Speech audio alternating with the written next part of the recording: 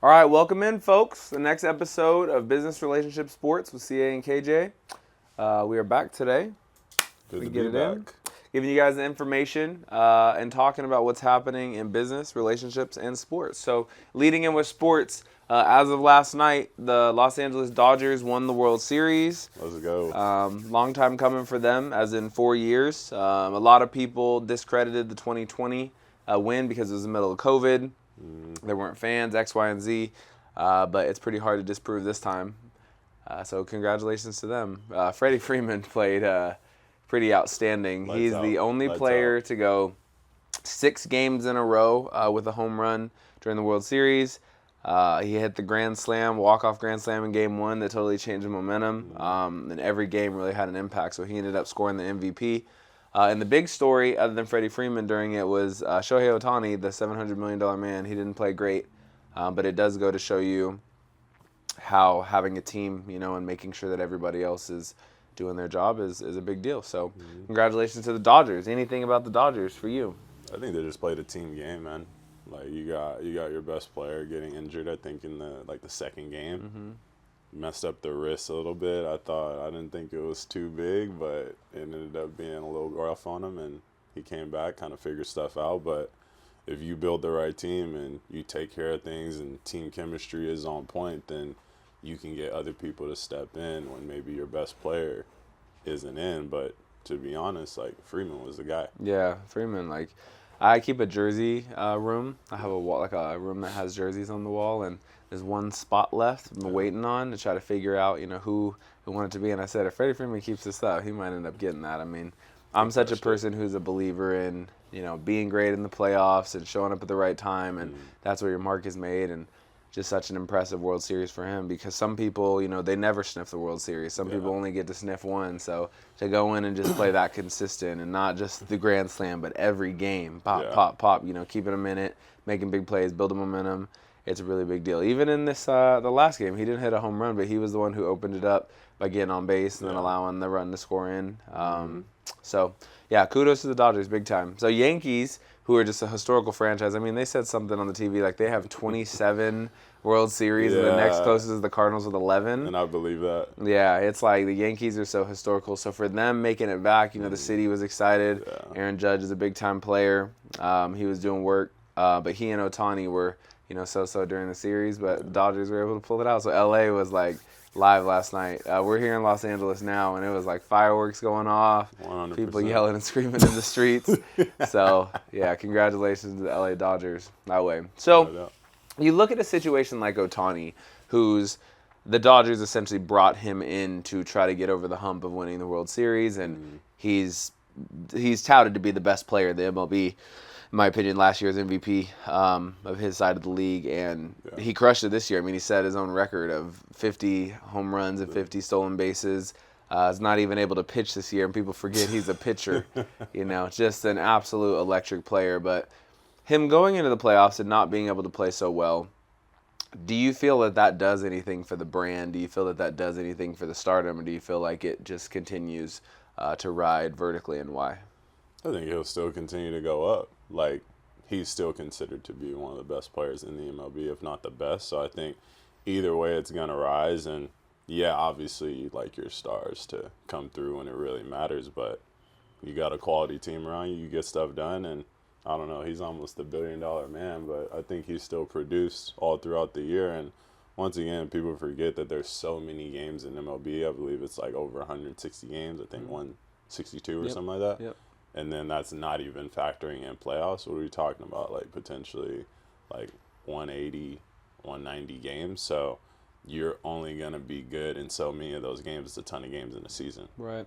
And I point to the fact that in sports, winning cures all. It's just, if the Dodgers go in and they get swept and he's playing terribly and everybody's leaning on him, then, that can put a ding in your resume and in your cachet. But the fact that they won, I think it's going to definitely cure anybody feeling like, Tony, this and that, because the LA is going to be on fire, and the rest of the MLB world is going to look to the positives. They're going to look to Freddie Freeman did great, the bullpen did great, and they came through, and Ohtani didn't play his best, but the team won. And so essentially he did what he needed to do for the team to win, that way. You gotta take So care of. Congratulations again to the Dodgers. Always cool during playoff time. It's my favorite time in any sport. Doesn't matter if it's professional, youth, college, whatever the case. So in the NBA right now, NBA's gotten going. We're officially into the season. It's the interesting time because all the teams are right there.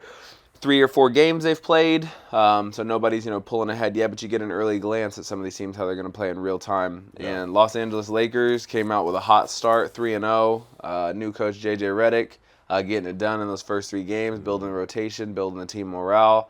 I had a chance to watch one of the games, and I can definitely see, in comparison to last season to this season, there is more organization. There's an uptick in specificity for when things are happening. Where there was a time I felt last year watching the Lakers where I go, it feels like their plays are just predetermined. Like, hey, this is what we're running in the first quarter. This is what we're running in the second quarter. Yeah. And it seems a little bit more, and it's early. It's 5 games in at this point, but it seems a little bit more like, okay, this situation is happening, so we're going to use this play to combat that. Yeah. That situation is happening, we're going to use this play to combat that. This player is hot, so we're going to set up a situation for this player to get the ball. And I think that knowing as an athlete, teams really respect that. Players really respect that. So what are your thoughts on the Lakers so far? I just think from obviously somebody who's never really coached before, JJ Redick, to coming into the game and you're like, oh, okay, you know how to run the strategy, you know how to make adjustments and things like that. I think it's been second to none, and I think the team has been playing good because of it. All their games have been super close, and they've been winning. But I think we can win more. I think we can actually do a lot better this year than we have in the past. Yeah, I would agree. Excited about.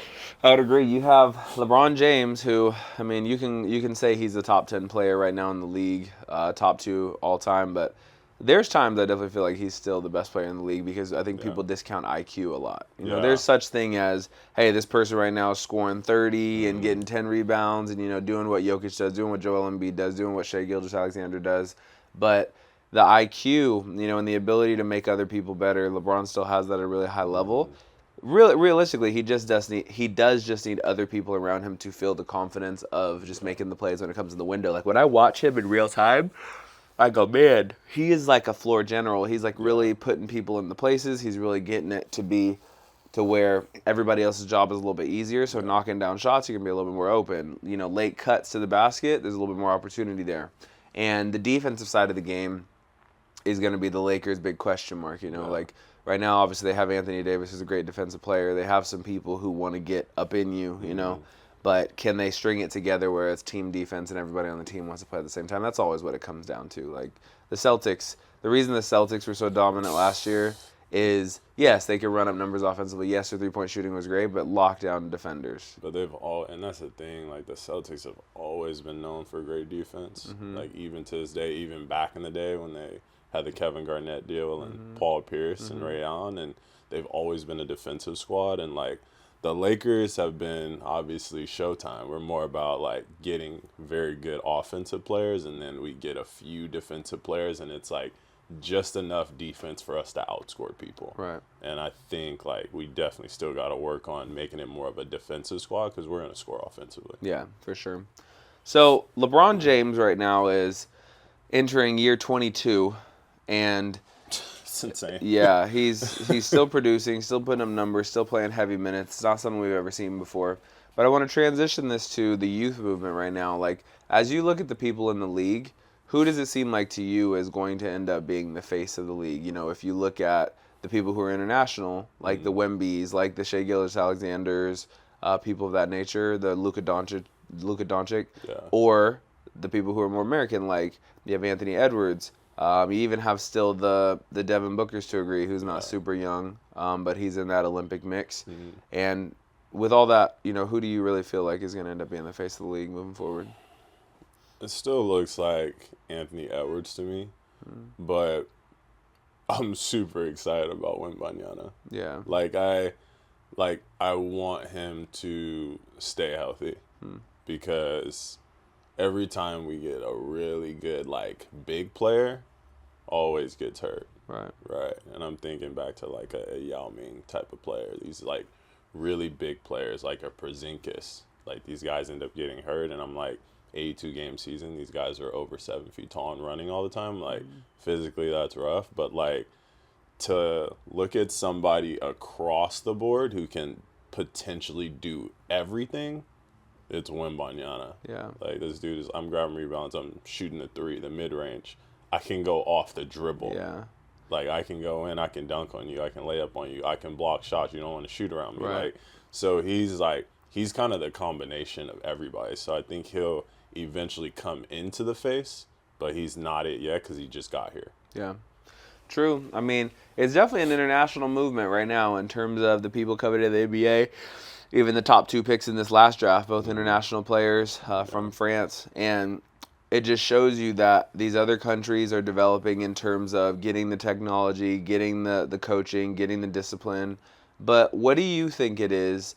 America is going to always have more players because there's more opportunity here. Point blank, period. You know, anybody who refutes that is not really looking at the reality of sports and life and business.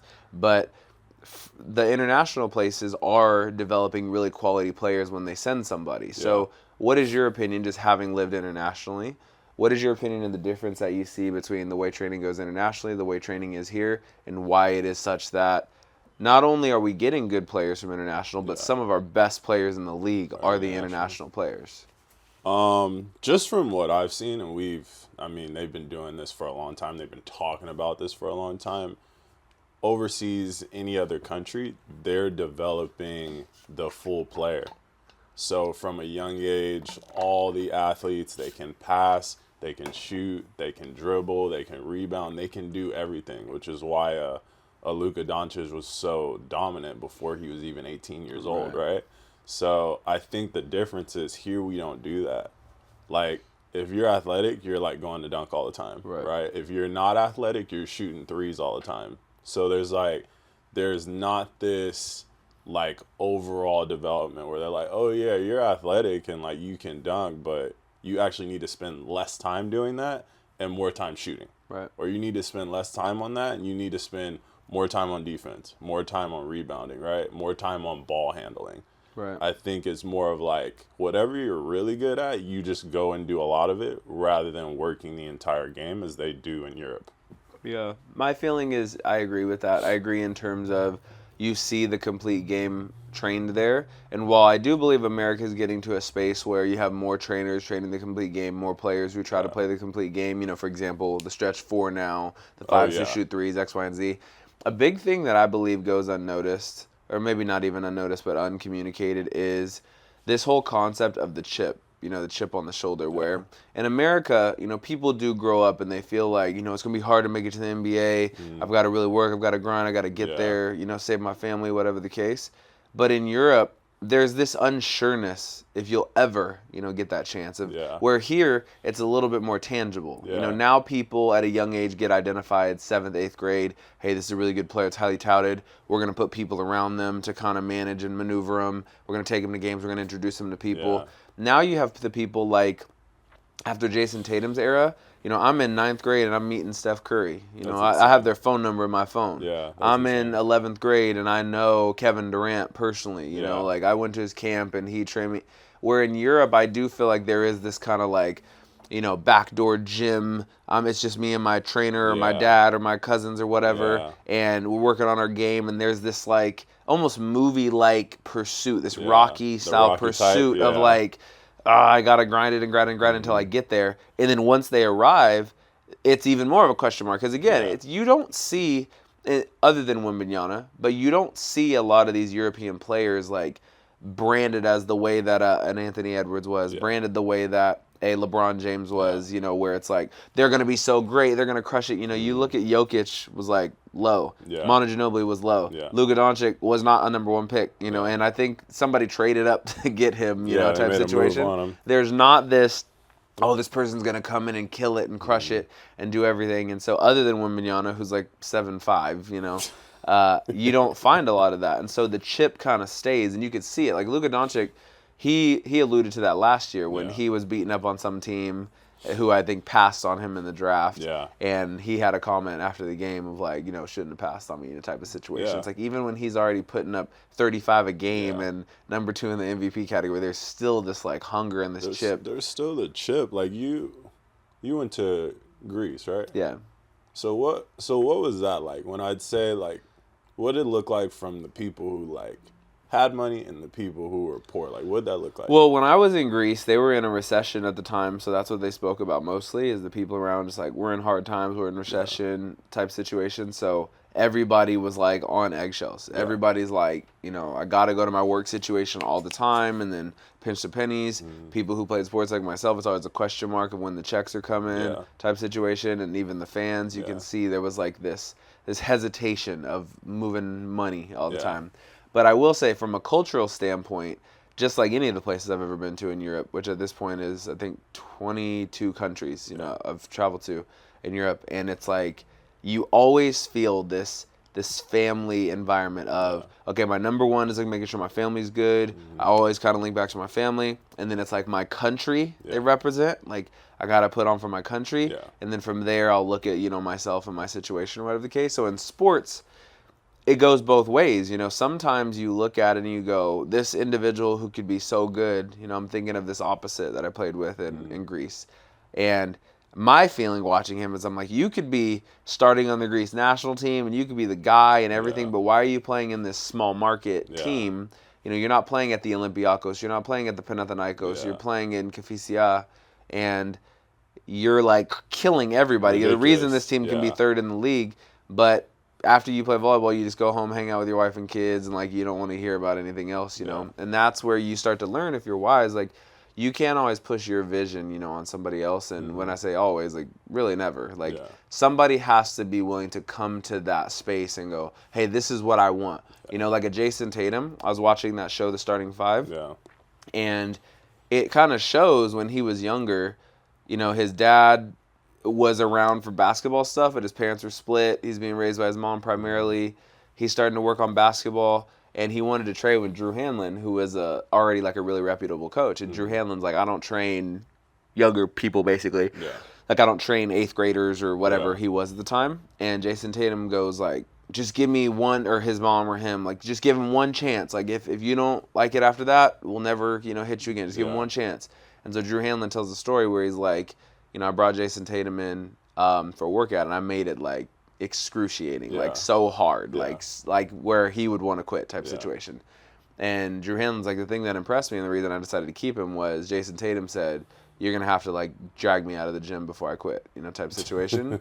And I think this, at the time, he's in like the 8th grade, or type situation. So if you really conceptualize that, 13, what 14 8th graders old. do you know who think like that, who are like that hungry, or who won't just like shut it down or be like, whatever, it'll work out for me, type situation.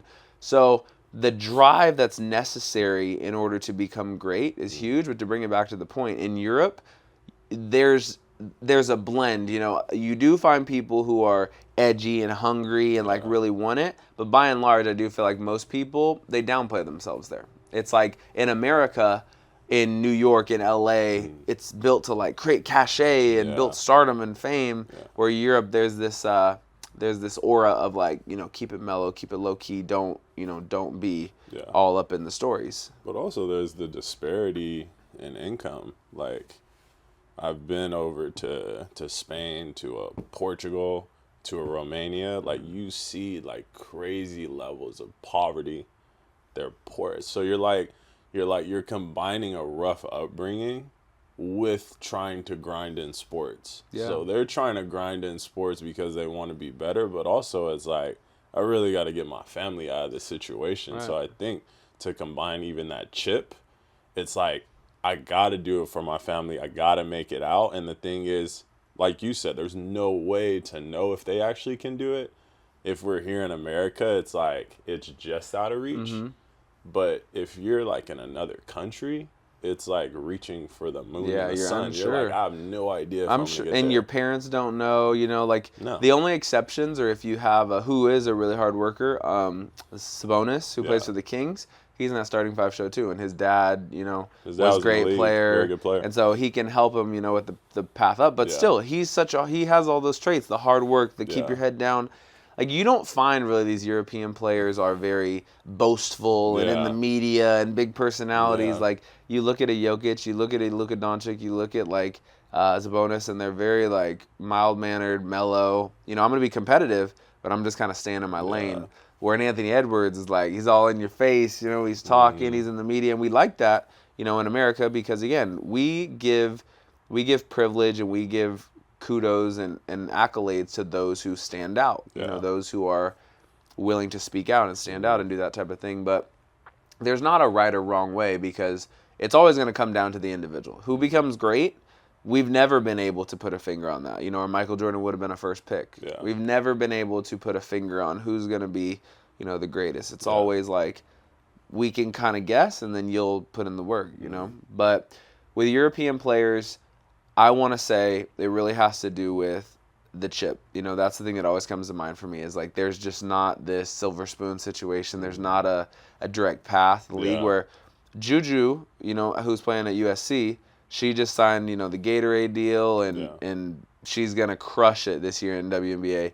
But when she was in high school, it was pretty like there was a lot going on, when she went from Windward, and I was at some of the games, and I'd watch, how stuff was in the crowd, and like what was being said to the coach, and the maneuvering, and then transferring to Sierra Canyon, and then going on to USC, and like now she's in a space where, she can be herself and she can crush it and people see her, but she had to like fight through the like, hey, I'm gonna be who I am, and this is the way I want to do it, and it might rub you guys the wrong way, and you might not like it, but this is the way I'm gonna go, Grind it and out. now it can be, appreciated. So ultimately, it's why we love sports, right? We love watching the question mark. We love watching, well, who's going to win? Who's going to make it happen? Well, who's going to come? that's also us. Like, that's our story. Our story was like that too. Like, we had to grind it out. It wasn't handed. It wasn't a gift. We didn't go through the normal channels. Normal channels to get to where we got. So it's kind of the same deal. 100%. Man, those are some good times, but hard times. You think back to like, I'll never forget Long Beach City College in Bixby Knolls, in the $450 a month spot, sharing the room, just like dirty, like parties on the weekends. I was like trying to find a way to leave, and literally my meal every day was ramen. I literally ate Eggo waffles from Costco for breakfast. I ate top ramen for lunch. And I ate frozen chicken, cut up inside of top ramen for dinner every day for 9 months. I remember that. Every you came day. in, you was grinding it out. I was like, bro, you good? He Every was day. like, man, I gotta make this Every happen. day for 9 months. Like, just like scratching the wall, for like how we were going to make it happen. I mean, me and you used to go out to Dog Beach at 6 a.m., and just hit around volleyballs. And people were like poo-pooing us too. We were mad about people it. People were poo-pooing us. Like, we were trying to get in on games, and people were like, we're not letting you play. I was like, okay. Yeah. Okay. People didn't want us to play. They didn't want us to step on the court with them. And they were like, we're not messing with you. I'm like, okay, we're just going to go and do the work. For sure. And then we're going to see you in this tournament. For sure, man. And then you're going to ask us to train. 100%. I mean, me and you used to drive like all over the map to find open gyms. I mean, Hope International. We were going to LBCC, OCC. We were hitting American Sports Center, like Everywhere. Long Beach State, Gold Mine, small gym, like Any just open hunting gym. it down. 15 minutes before, get the text like, hey, can we set it up over here? Let's yeah, go. we'll go. We got 4 people. We'll just call some other people. Like, yeah, it has to be understood from the people listening. If you want to become a person who's a 5%, or a 3%, or 1%, or what I mean when I say that is in that type of percentile of your craft. So a 1%er in business is somebody who makes a certain amount, or above. A 1%er in sports is somebody who's able to reach a certain level, and all the way down. So there's not many people who get to play collegiate sports. There's not many people who get to play Division I collegiate sports. There's not many people who get to play professional sports.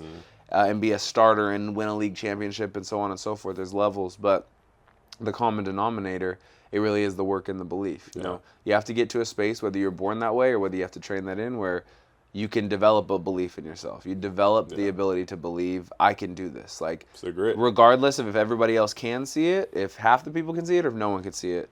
If you believe you could do it, there's a chance. It won't happen for sure, but there's a chance. And that's what's cool about the NBA too. So Lonzo Ball in the NBA, he was off for essentially 2 years. Over 1,000 games he couldn't play. And for me, it hits home because I was watching him while he was here in California in high school. And his family's like a good juxtaposition of what we were just talking about, where LaMelo, the youngest brother, he is very like outward and in your face, and he's almost comical with the way he delivers, and his game can back it up, which is great. LiAngelo was a little bit more on the in between, like he wouldn't talk a whole lot, but had even a little bit more bravado than Lonzo. Lonzo was like Yeah. mild mannered, didn't say much. He didn't talk you at know, all. like I'm keeping it to myself. But just such a great competitor and such a great athlete. And came in with other people speaking for him. You know, got drafted by the Lakers. Magic Johnson, his jersey's gonna be in the rafters. We expect big things from him. He got drafted ahead of Jason Tatum. He got drafted ahead of some big time players. Crazy. But if you look at it, I mean, De'Aaron Fox, there was a lot of people in that draft who got drafted ahead of. I think even Luka Doncic might have been in that draft. He might have been. That one or the one after. It was after. still a It good was a number good amount draft. of players And in that. so you look at it and you go, he ended up having this injury situation. He was a good player, but he ended up having this injury situation with the knee. Couldn't play, got surgery, a dangerous surgery, still couldn't play. And now he's back on the court, and so everybody's excited, feeling good about it. And recently he had a wrist sprain, so he's going to be out for a little bit here, and we'll see. He should be okay. But basically what I'm getting at is when it comes to injuries in sports, you know, you being a person who's been injured before, you being around other people who've been injured. I've been injured, I've dislocated my ankle and had to sit out a whole season in Finland. Like, what is that process of coming back like? You know, I remember when you were at Cal Baptist and you ended up having the bulging disc in your back. Yeah, and my back pretty bad, though, no doubt. That's a thing in sports that a lot of people don't see. It's not just the John Morant story where you do something in your control that's not so smart and you get sat out, even though the next year he ended up getting injured. It's the injury situation that it doesn't always feel in your control. You could train, you could strength train, you could stretch, you could eat right, and those things help, but you can't always prevent the injury. So in your experience, you know, what would you say to our audience about dealing with that? First of all, I say this because I tell a lot of athletes this, I tell a lot of parents this, I tell a lot of people in general. I'm like, everybody wants to be a top athlete. Like I can't name any one person who wouldn't be like, yeah, if I could be that top athlete or this top athlete in this sport, like I would give my life to do that, right? But the thing is, nobody wants top athlete problems. And I think that's the big part that gets people in trouble. They're like, oh, I see Steph Curry doing what he's doing, and they're not talking about the like 20 or 30 ankle rolls, right? Like, or you're not talking about the ACL tears where it happens once or twice and they got to sit out for 2 years because you've torn 2 ACLs. So I think it's like understanding that with all the amazing stuff, there is the drawbacks that you have to deal with. And so for me, I'm like, when I got injured, I was like, I think I told you, I was like, I don't know if I'm going to come back. Right. Because it was a pretty bad bulge. I bulged like 5 discs in my back. And I had to sit out for like 9 or 10 months. Right. And so for me, like, during that time, it was like, you go through every emotion and you feel terrible, you feel okay. Other times you feel good. And like, there came a point, at least for me, where I had reached acceptance, where I was like, okay, potentially I'm not going to play again, and I got to be good with that. I got to be good with what I did in my career prior to this injury, which was huge for me, and I was always somebody who wanted to play. So I made sure throughout my career I was always on the court as much as I could be. I always went somewhere where I was going to play. So I was content with it, and then it ended up working out, and I made sure to work out and train and everything and do my PT, so I was ready to step back in that 9 months after the injury. So I think it's being able to go through that, and I think everybody has their own phase when they go through their injuries, and so that's how it was for me. How was it for you? Because you did it overseas. Yeah, mine was, that was probably the second most challenging time of my life, because most people don't know this, but I was coming off of what we were just talking about, Long Beach City College. Had nowhere to go, you know. I like literally tagged along with you to the UC Irvine visit that you had, and was like, you know, scratching the wall, banging on the door, Long Beach State, all these other places, and like nothing doing. And I get my opportunity last minute because of a happenstance.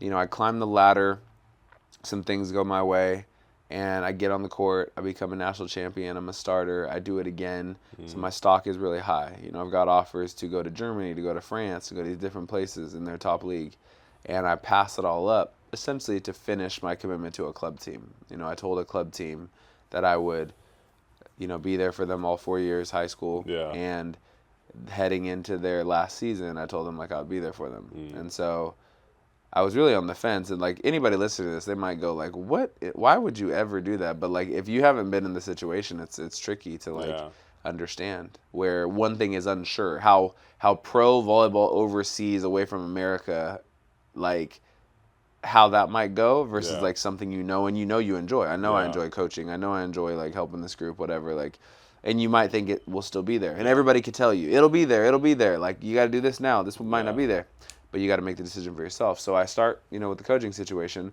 I realize after 2 months, I'm getting the itch. Like I want to play. So I go find a contract, in December, and I leave January 4th to go on my first pro contract. And I'm there. My athleticism was at its peak, I have this video of me doing like a reverse 360 with a basketball. Just like off no warm-up too. Like I was at my bounciest, my most athletic, my most savvy, confident. I'm coming off winning national championships, unbeaten in college. And in my fourth match, like I dislocate my ankle. And I remember, I'll never forget it, like sitting up and seeing my foot sideways and going, I think like my volleyball career is over. I remember having that feeling, and it's dark. It's like a dark feeling because, like you said, I'm in a super cold place. I know zero people. Like not even like a, hey, this person used to play in America on a different team, and I could relate. I knew zero people. And I'm in a hotel room. I didn't even have a house. I'm in a hotel room by myself, eating the same food every day. Can't play. Don't speak the language yet. And it's when I started to write. And that was my outlet. I started to write my first autobiography at that point, and I still haven't put that out, but it's where I like started to find peace in that. I was like, if I can spend, 3 hours a day writing, it'll take my mind away from the annoyance and the anger and the sadness and that kind of thing in my situation. Full range. So I got back home, and I started to try to play too early. I just got the itch, and I didn't have surgery or anything. I was just doing PT, and I like tried to get in the beach, and I was probably jumping like 6 inches. And before that, I was touching like 11.2, and by the time I could barely like fingernail the rim, back when I like dislocated that. So that's like 10 feet for reference for people. So it's like a 14-inch difference in vertical. So I'm like trying to come back and trying to repeat, and some more crap is happening. Like the AVP ended up having that ban of anybody who plays in a different league, and I was in home in Vegas, and I played in a single game elimination NBL tournament because it was around the corner from my house, and I got banned from the AVP for 4 years. I couldn't play in the professional beach volleyball league for 4 years. So just more like compound piling on, and the only way I broke out of it was I had to remind myself again of like what you had to do to get to even this opportunity. Like, because at that point, you're already thinking, I'm a champion. I've already, got the world out of my way, and I've crushed, this situation. How could I be back in this situation? And you have to remember, like, I'm actually equipped for this more than anybody else. I've had to go through this. I did live in Bixby Knolls for $4.50 eating top ramen and waffles. Like, I've done that. I've had to be a part of hearing no, repetitively. Reach out to this school, no. Reach out to this school, no. Reach out to this school, no. Seeing this guy go, seeing that guy go, and feeling like, nah, they're gonna feel my presence. They're gonna feel my presence. So I had to bring that same kind of energy back. PT, train, send out opportunities, send out video, and then my next season was that opportunity in Greece. And from there, you just work yourself up. So I ended up fortunately getting to play 4 pro seasons indoor and then 7 pro seasons on the beach. You and I reconnected after our year we spent playing together indoor in Finland and did some stuff on the beach, did some cool stuff. We beat Olympians, we made checks, we earned sponsorships, we did dope stuff, So it was a good year. Yeah, ultimately it's like the whole journey ends up being a lot of twists and turns and curves and shifts, but the mentality for me, it's the reason why I lean so heavy on mentality. Like, if you can get your mind to a space like you were talking about, where for you it was acceptance. For me, it was like remembrance. I had to remember like what it was like when I didn't have it, because I was sad when I felt like I had it and it got taken from me. I was sad, but when I like got that out the way and was like, "You've been at the bottom before. What'd you do before?" And I was like, oh, I like bulldozed. So let me just get out here and bulldoze every day and put that work in. Like, I started to get like excited. I was like excited for how we're going to show up. I got excited for like how things are going to go and the opportunities that could come. So that's what it's about essentially in sports is And business and relationships too. You know, it's like trying to create optimism, trying to put yourself in a situation where you can have the best percentages possible, and more than anything, like self-belief. And if you have good self-belief, it'll attract others, you know, to either believe in themselves or to believe in you as well. 100%. Love it. That's how it is. College football, shifting gears. So, Colorado, speaking of which, like, they are silencing a lot of doubters right now, a lot of haters. They just became bowl eligible, which is really cool for the people who don't know what that means. Once you win 6 games, you become eligible to play in a bowl game. A bowl game is a very big deal for college athletes because essentially the college football playoff to 3 years ago only had 2 teams. You know, it's literally like, these 2 go. Yeah. And then And last year and the year before, it was, okay, these 4 teams go. And now they're going to build it out to being a little bit bigger. But the point is still the same. There's so many college football teams, and there's not that many people who go to the traditional national championship. So these bowl games are a lot of people's championship. That's where they get a lot of cachet. That's where they can get some accolades, get some video, maybe have a chance to go to the NFL, raise their draft stock, X, Y, and Z. So Colorado football, who won 1 game 2 years ago and won 4 games last year, they've now won 6 games out of their first, I believe, 8 that they've played. 6-2 right now. Yeah, 6-2. So they've played 4-1 in 6 conference. games out of the 8 they play, which is, people don't realize how impressive it is. You know, they can go, oh, well, it's this and it's that and it's this league, it's that league. First of all, winning at the collegiate level is hard, period. I don't care if you play NAIA, Division III, Division II, Division I. It's winning's hard. Yeah. Number 2, winning consistently is hard. Number 3, winning when everyone wants you to lose is the hardest thing. If every team you play is coming at you with this energy of, we got to shut these guys up, we got to knock them down, we got to prepare 7 days for Deion's the team. Yeah, like it's crazy. It's the weight is heavy. The reason I know is that's how it was when I was a senior at Irvine. Like, you feel the energy of the other team when they're going against you and they're like, we're throwing the kitchen sink. Like, we're all excited. Nobody's asleep. Nobody's chilling. We're here to win type situation.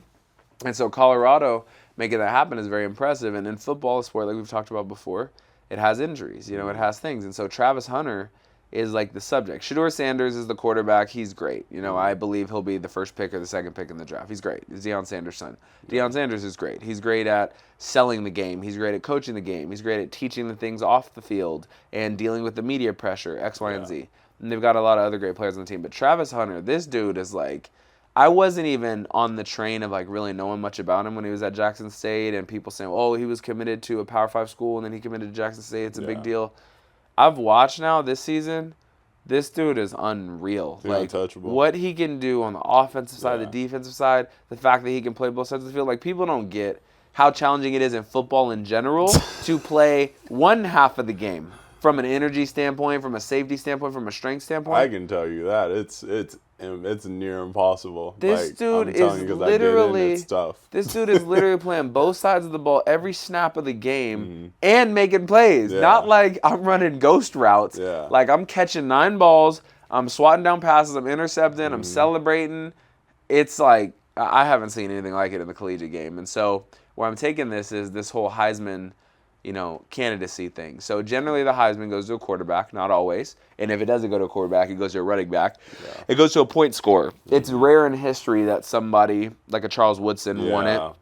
It's rare that you find somebody who wins it who doesn't play those positions. But, and Travis Hunter, to add on to that, he has missed time. Like, he's had 2 injuries this year. So he's missed a game. He's missed half a game. He's missed some time, and only 8 games. Football doesn't have a lot of sample size. It's not like baseball where you play 162.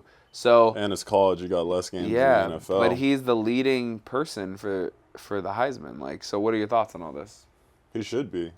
Like, how many players are playing both sides of the ball? And even if they do play both sides of the ball, how much are they even playing? So it's how much are you playing, and then also how much are you producing when you're playing, right?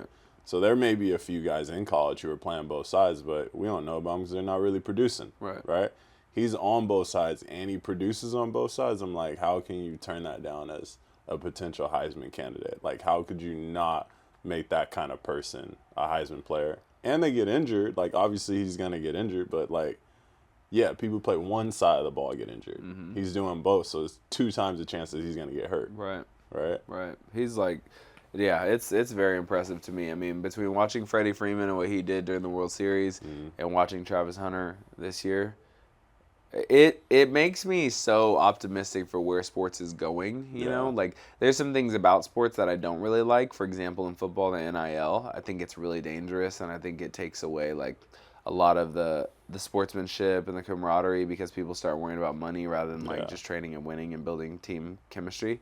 But to watch athletes who are that impressive, it's what brings people to the table. You know, I understand how much sports brings people together. I say all the time, there's three things that bring people together: sports, music, and communication. Like people who have no business knowing each other or liking each other celebrate at sports games. They Yeah. high five. You know, they get on the same page, whether they're opponents or same team. You know, you see people have healthy banter back and forth if their sports teams are different, Yeah. and people excited together if their sports teams are the same. Music and concerts and dance halls, you know, brings people together Yeah, and gets music everybody is on the wild. same page. And communication obviously can help, but it's athletes like that and teams like that who get people to believe. You know, like somebody who again has never met somebody else. One athlete's name can strike up an hour conversation, and all of a sudden they can be like, "Hey, you know, I really like your perspective. I really like going back and forth with you today. You added light to my life today." Yeah.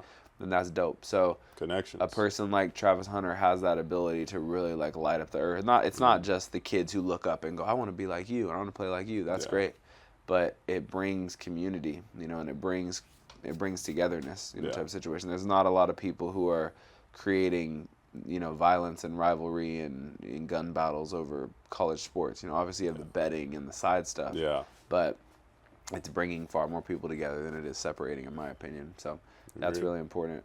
Agreed. And then Vanderbilt, you know, you speak on that, but they've been having a heck of a season and a heck of a run and knocking down some titans of the game. Sleeper team, man. Sleeper team.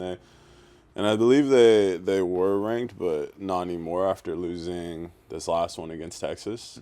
But Texas is ranked, highly ranked. Yeah, And Texas they was only number lost, one. Yeah, and they only lost by 3 points. Right. So everybody was super excited after they beat Alabama, and Alabama like kind of put them on national news, of course, because nobody remembers the last time Vanderbilt was even competitive with Alabama. So for them to come out hot, and then I think after that they rolled the next 2 wins, and then obviously they came out hot against Texas, and they lost a close one, but they're like a sleeper team that everybody's excited about, and quarterback is out here tweeting trying to get his NIL deal. You better hit up my agent. Yeah. So I think it's a good time for them, but they just got to keep pushing. Yeah. They got to be competitive, but I think they're literally on the outside looking in to get into that top 25. I believe they're 5-3 now, so they need one win to obviously get into the bowl situation. Yeah. But they've been ridiculous, like a ridiculous sleeper. Yeah, we're gonna find out. Vanderbilt, making it happen. So in sports, what's your opinion of the hardest position to play in sports? So as I think about it, I think of like 3 positions. I'm thinking quarterback, football team, obviously. I'm thinking goalkeeper for soccer. And I'm thinking of a baseball pitcher, right? I think those 3 positions are some of the hardest. And so I've been back and forth because I was talking to somebody else about this, and they're like, oh, yeah, like soccer goalkeeper, blah, blah. I was like, you know how hard that job is? Like, your job is literally to give up 0 to 1 goal every match. Like, that means balls can't pass you. Right. Like, in our sport, like, balls pass us all the time. Right. And the thing that people don't think about, like in volleyball, like balls pass you all the time. Like, that means the ball's going behind you. That if you're a goalkeeper, that means you're allowing goals. Right. And they're kicking them, which means like we're like in volleyball, we hit them with our hand. I'm like, we can only hit so hard with our hand and arm. Right. We have way more power in our legs, so they're kicking balls at the goalkeeper. So I'm like, is goalkeeper harder, or is like NFL quarterback harder, right? Yeah, I find for me, NFL quarterback comes into play because of this whole concept of what I'm learning a lot. I work with a couple people on their mentality who are football players, and one of them who is a quarterback for his team in high school. I didn't realize this about quarterbacks, is a lot of times they're throwing to a window hoping someone's there. I've thought always watching football, it's like when they talk about, going through their reads, I've always thought it was like, okay, I know what routes people are supposed to run, and I'm literally like looking, to these different places, and then I would hear, like announcers and stuff say, quarterback shouldn't stare down a receiver because that's how, safeties and defenders pick off stuff. Sure. So my thought was people run, you know what route they're supposed to run, you kind of like fake like you're looking at this guy, and then last minute you look at this guy and throw it. That's like kind of how it worked in my mind. But recently I've learned like, oh no, it's actually more like you call a play and a person is supposed to, break at a certain time or a certain yardage or whatever. Yeah. And there's just like this trust of, I'm going to put the ball up before you even turn around. And then like you should turn into it. You have to be there. And so when you have these miscommunications where somebody breaks the wrong way or somebody stops at the wrong amount of yards or whatever, that's where stuff can break down. You have interceptions, you have misthrown balls, you have whatever. And so there's even more, mental maneuvering that happens for a quarterback, not just okay, this is traditionally a good, smarter player who I know is going to be on his route. This guy, like, he's not all on it, so I'm probably not going to throw there. This guy's probably going to be open because they're not paying much attention to him, but he tends to drop the ball. This guy, even if he's covered, if it's one-on-one, I would go that way. Yeah. To me, it's like it adds more mental maneuvering because now you're like, okay, I got to make decisions on personalities of who would do what in what time. Mm-hmm. Who's smart enough to remember their routes a certain amount of times? Who can I crowd trust? Noise, like what the actual play is. Should I run the play or should I audible the play? Like what's the score? How have I been throwing and feeling and playing? Like there's a lot of variables. But you're forgetting also the defense. Yeah. So there's and that's the interesting part. That's why I said like quarterback and goalkeeper. But we're forgetting like you also have to know your offensive line. Mm-hmm. Like, hey, like my left guard is he might let somebody in. Yeah, so you're like talking about that. You're like you got the running back with you. So if you look at like NFL, you look at like a Tom Brady, more specifically a Peyton Manning, because Peyton Manning I think was way less mobile than Tom Brady. Right. You got to set up a whole deal. So you would see Peyton Manning out there. He's making a bunch of, hey, Mike, like, I see Ray Lewis over there. Mm-hmm. Like, and then we're talking about, hey, you're telling the tight end to stay in block. Right. You're telling the running back to stay in block. They were on a route, not anymore. Because you're like, I see a few people look like they might be blitzing me. Right. So you're talking about, like, setting up protection. And you got multiple defenders that are coming in. And remember, you got to get the ball out in between a 4 to 7 second window. Right.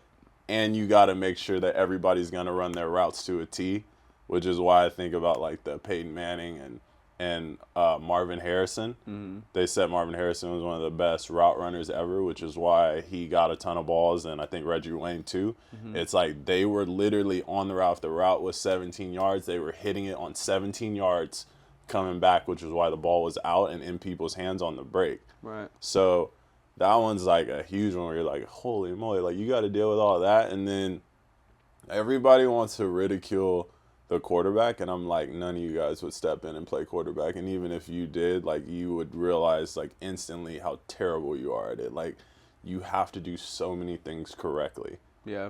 And on you about the interceptions and stuff, I was like, you got to make some quick decisions. 7 seconds. Same page. I would definitely say my top 3, if I were to pick 3, because my number 1, it is NFL quarterback. The more I've thought about it, I didn't realize that before this year. I started working with 3 quarterbacks, and they tell me, oh, no. It's like you're sometimes throwing the ball into a window, and you're trusting like the person's gonna go there. The wide receivers in there, it's not like, oh, I saw you make the break, boom. It's you're supposed to make the break. I'm throwing it up. Because there's too much time in between for the defender to make a move if you're waiting for them to come out of the break. Right. Which I had to learn as a wide receiver. Yeah. So that quarterback, but I would say a gymnast, like. I was watching the Simone Biles thing yesterday, and I thought this even before this, but earlier you were talking about the whole concept of the way people have to train and like come back from injuries and stuff, and not just Simone Biles, but gymnasts in general. Any sport where you get all this training time, I train every day, hours and hours and hours, but I get like 10 seconds or less to show my stuff. Yeah. Like, and I get one shot, like there's in gymnastics and motocross and stuff like this, you get a couple heats or a couple runs. But truly, to get high score, you don't get to like biff, and then come hit it like the dunk contest. It's like you better hit it or your score is going down. And so the ability to be able to perform, I don't care if you've practiced it, 1,000 times. Yeah. The ability to be able to perform, all the variables coming together. I'm running, I'm sprinting, I'm flipping, I'm balancing in real time, and I'm sticking it. To me, it's like so impressive. Those balance beams like are 4 inches. And the things that they do on top of those, insane. the way that they throw themselves 15 feet in the air and like come out, sticking it clean, Yeah. I go, it's insane to me. Like when I watch it, I go, how impressive that is. And talk about injuries, like when you're flipping and flying through the air like that, you land like you have a situation where you're walking sometimes and your hip will go out of line and you're like, whoo, so You'll trip. to be 10 feet, 15 feet off the ground and like coming down. I don't care if there's like soft floors, whatever, like your body's talking to you, I guarantee. And there's no gymnast out there who wouldn't tell you like there's some serious injuries who go on with that. And it's such a danger factor, So I would say gymnast is up there and hardest to do. And then last one, which I don't think people pay much attention to, but it's tennis. I would say like golf and tennis are really tricky because golf you have to be so precise, but in golf I believe there actually are a lot of people who aren't that precise, and like what happens to them? They just lose the tournament, no one talks about them. It's not like you get kicked off the PGA Tour because you suck so bad. Like it's to me, but tennis, the stamina it takes to be able to go back and forth, and the chess match that has to be played in the game, and in tennis there's a lot of injuries. Like it's a lot of direction change, there's a lot of shifting and a lot of sliding, but hips, knees, ankles. Tennis takes so much accuracy, and it's similar to volleyball in that volleyball, obviously we play it and it's tricky, but there's a lot of times you said like it's rare that you actually do dig a ball. Most of the time people score on their hit or whatever the case. That's why people hit 300, 400. It's like most of the time when they're hitting, it's going to score. Or they're airing themselves. It's not the defender making the play, it's stopping the play. So we look at volleyball, but with tennis, people manipulate the depth of the ball, the speed of the ball, the spin on the ball, the height of the ball. And to have like your arm coming through and changing spin and having to locate specific spots, make decisions on when should I just rally, when should I go for kills, what's the score, how can I come back from 30 love, I'm up right now, 40 love, like how do I hold on to it? My first serve versus my second serve, what kind of heat should I bring? It's hot. It's like I'm out here in the heat sweltering. It's one-on-one. I'm in Abu Dhabi. Yeah, I'm by myself. There's no team, There's no coach team. either. You can't get coached from exactly. what I heard. There's no team, so it's like it's you. You're on this island, just like I gotta figure this out. So I think tennis, because I get really impressed by the Djokovic's, the Nadals, the Serena Williams, the Coco Gauffs. They impress me. So those would be my 3 in order. I'd say quarterback, gymnast, tennis. I'm just gonna go with quarterback, goalkeeper, and pitcher. Yes. For sure. The only reason I didn't say pitcher is, I respect the heck out of baseball, but something about baseball that is tricky for me is this whole concept of how much time you get on the in-between. Like pitchers have a really hard job. You have to decision make of every single pitch, can change the game. You could throw one bad pitch at the wrong time and it's like, frick, I just gave him 4 points. I have one mistake. And that's a thing. But to me, there's too much time to think in between. I like it when it's nope, you don't get time to think. Like you got to make a decision now. You got to like make it where in baseball I see there is a lot of time to like hold on, let me gather myself. Let me think about what they did the last couple times. Let me think about what I want to do here. Okay, let me get set up. Let me read it. And same for pitchers. Like when they get the ball back, it's like, I'm working with my catcher. What has this person done traditionally? What did the video show? Okay, the other team's pitching right now, so I get to sit back and consider, type of situation. So baseball is a sport that I respect because the times you do touch the ball, you have to be so skilled. Like you can't make mistakes. Yeah, that's the thing about baseball. You have to be very precise, like you were saying, and in golf and tennis, you have to be precise with your pitch.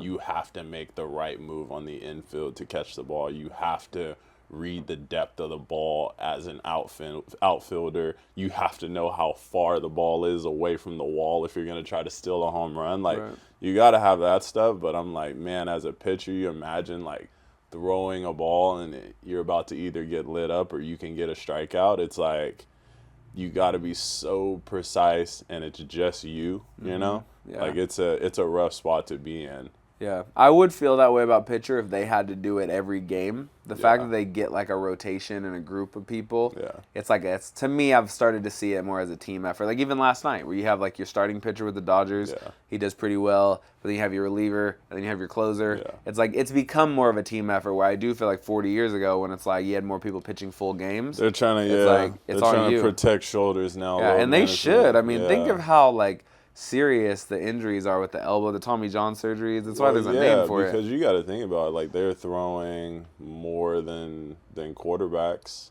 Like and hard. Yeah, like quarterbacks get to dump it off sometimes. Like these dudes are like, if you throw the ball below 80 miles per hour in the MLB, like that thing's going They're far. like, this is slow. So you see, you see the up. pitch clocks. Guys like 97, 98, 96, 99, 103. Like. You're just like, whoo, the shoulder. Weighted up, and bullpen throws and practice throws. It's a lot. I mean, if you take it back to youth days, because now the pitchers, I mean, they probably start when they're like 5 years old now. They said the young pitchers are getting Tommy John surgery now before they even make it. That's wild. Like, so you got to be in a situation where, I mean, if you're a wise parent to me, you don't let your kid play pitcher, and like you look to see in other sports if they have a good arm, and like maybe ninth grade, you start them in it, you say, look, my person might not have a lot of command on the ball. If they've got pace, they'll work into the command, but I'm not going to have them throwing like, 5,000 pitches a year until they're in high school type situation. There's no way I would allow that.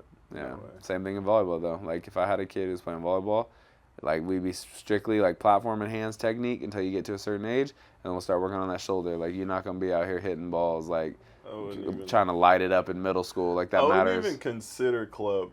Yeah. Like, until like high school or you're in high school. That part for me is hard because like obviously you and I could train our kid to like be able to work out. You and I could train our kid to be able to work out with the Goes to drop off, it's gone. It's all good.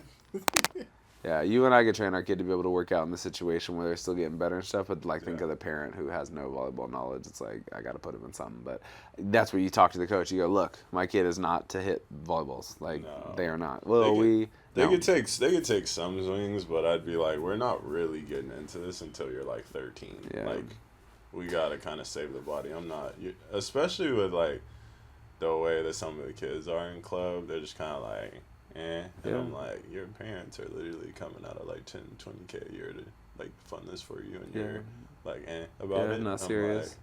I'm like, you would have to be like pressing me every day about it in order to really get into it. And on top of that, like, I'm not trying to toast you physically and mentally where you're like, I never want to do this again when you turn 17 years old, which is what happens. They say kids get burned out. They play club and school sports since they're like 10 or 11, and they're just burnt out by the time they're 17, 18. And like, I was lucky I wasn't that player. I don't know if you did that for too long. No, for me, there's levels to it. It's what always gets tricky about the burnout concept is I say this to parents a lot when I'm consulting. I say, if somebody's gonna burn out, it's good. It's better that they burn out sooner because then they can go figure out what they want to do. Like when parents talk to me about burnout, oh, I don't want my kid to burn out or whatever the case. I tell them, and this is my honest opinion. I say you've got two options. You can either play the long game. You can slow play it and know you're going to lose some opportunities now. You're going to lose some ones team. You're going to lose some starting. You're going to lose some national team nods. And you got to hope long term it works out for you. Like you're able to outlast others. Yeah. But the reality is like any other thing. You have to stick with the times in the market. There was a time in sports where it was popular to play 2 days a week. Hey, I play on a club team. Or I play on a school team. We practice 2 days a week for an hour and a half. And then we have a club tournament once a month. And that's how it goes. Yeah. Now, it's pretty surprising if there's a top-level kid who's not playing 6 or 7 days a week. Like, it's very surprising. And so sticking with the times is, hey, if I want to be able to get in to fit in, I got to play this much. And there's little parameters, like I said, you could put around it. To me, if you're a parent and I go to my club coach and I say, hey, my kid's going to play for this team, okay? But I'm going to tell you, what is in their allowance and what's not. Yeah. If you practice, say, 3 days a week for your club, I'm going to have them outside of practice doing a training with me, once a week, where we check in on blah, blah. I might have them train with a trainer or whatever 1 day a week, and then we might have a tournament or not have a tournament. In these 3 practices you guys have, there's going to be 1 day a week. They are not to take a single swing. Like, they do not take a swing. Any drill you're doing, they can set the ball over. They can fake hit and then set it over. They are not to take a swing. If I find out they're taking a swing, they'll be off the team. Yeah. And then in my trainings, I decide. Is it a day where they're working on their arm and their swing or working on stuff, or like there's no swings or whatever? And then the same concept with jump and no jump days. Yeah. Like, If you're going to play 7 days, cool. But you're going to jump, 4 of those days. It's going to be no jump 3 of those days. Like, and we're going to calculate it all out, whatever. And again, if it starts to become too much of a science experiment and it's like, well, I want to do this, I want to do that, like we can shut the whole thing down. It's cool. Like, but if the person and the kid has passion towards it, hey, I want, like you said, they're punching down the door. I want to do it, da, da, da, da, and I'll follow the program. Yeah. We can go. I want to do it, but I want to do it my way. I go, then you got to find the way to afford it. Yeah. Like, you want to do it your way? Then you got to go get a job, In-N-Out Burger, whatever, and you take care of it. If you want anything from me, I'm part of the plan. I'm part of the plan. Yeah, I'm part of the plan. And that's a decision. You can get upset, you can be happy, you can understand it. That's your choice. Yeah. And then, like, third, to answer the question directly, when it comes to burnout, I tell people, like, if you burn out, let's say you start playing at 10. Yeah, we're going hard, we're going for it, blah, blah, blah. And at 16, you're like, I'm burnt. I go, cool, we can be done with that. Let's move on to the next thing and see what you want to do. And, like, if you find the love again later. But the thing I would tell people is, like, why to avoid hesitating because of burnout. Like, oh, I don't want to do too much because of burnout. Or, like, what about burnout? It's like, one, you almost guarantee will fall behind if you go too slow of a program or too, like, delayed of a program. Yeah. And if you're just if burnout's going to occur, it's going to happen eventually for that sport because that means you don't truly love it. That's not to say there's not things in life that you love that occasionally you're not like, I could take a day off of this or I could, like, not do this. But if you love something, the concept is you don't really burn out from it. If you're talking about, like, a relationship you want forever, hopefully you don't burn out of the relationship. If you're talking about sports, like, say you want to go to the NBA, if you're burning out, you're probably not going to last the NBA career. So we might as well get on to something else and what you want to do sooner. So that's kind of the way I explain it to parents is don't hesitate because of burnout. Like, play until you burn out. If you're going to burn out, good. You know that that's not the thing for you. Move on to the next thing and then you won't be late to that party. Like, for me, I burned out of drumming. I was real into it. I was, I want to get a drum set. I want the Vic first. I'm on the drum line. I'm doing this, and that, and the third. Yeah. And there just came a time I was like, this isn't as fun because, like, when I was in the learning process and I felt like it was new and exciting, I was like, this is great. But then it got to a point where I was like, the what I'm losing having to be at these rehearsals and practices isn't worth it to me. So 10th grade, after that, I was done. Yeah. And I haven't thought back since, like, I wish I still drummed. I haven't. But once I found volleyball, I went full speed ahead, even more than I did basketball. In basketball, I could play like 3-4 days a week, go to multi-gym, train.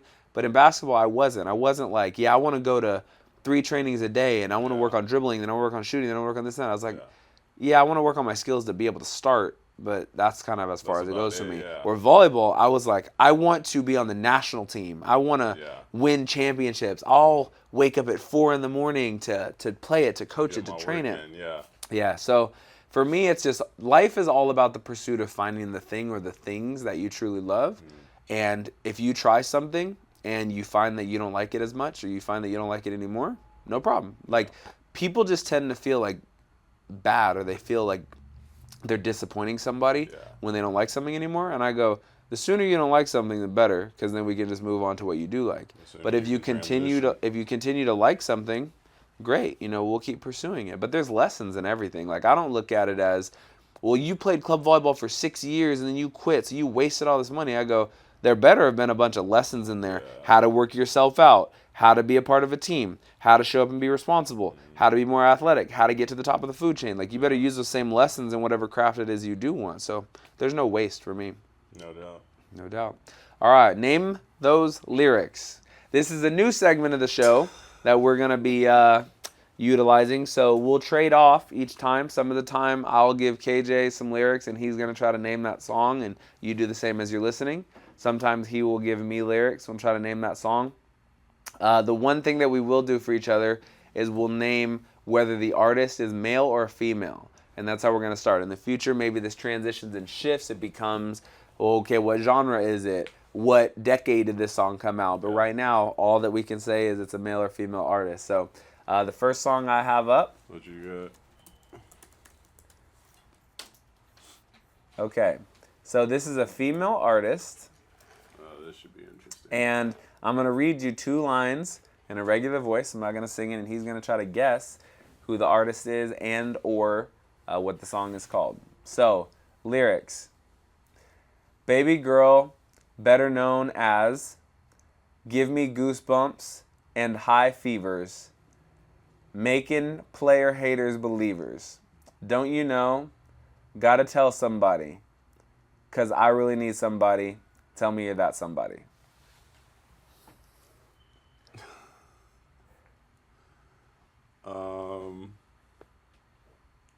Is that Destiny Child? Close. One more guess.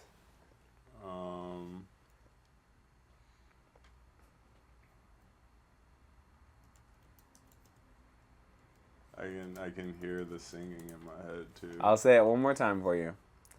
Baby girl, better known as, give me goosebumps and high fevers, making player haters believers. Don't you know?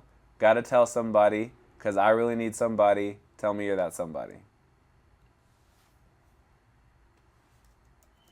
Is that Beyonce?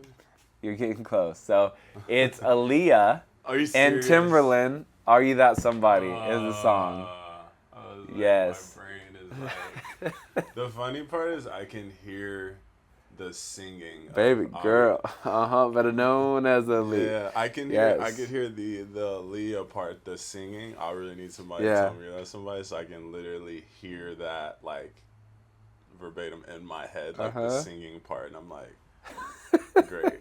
Close. All right, the next one is a male artist or artists, and it is. Here's the lyrics for you. All right.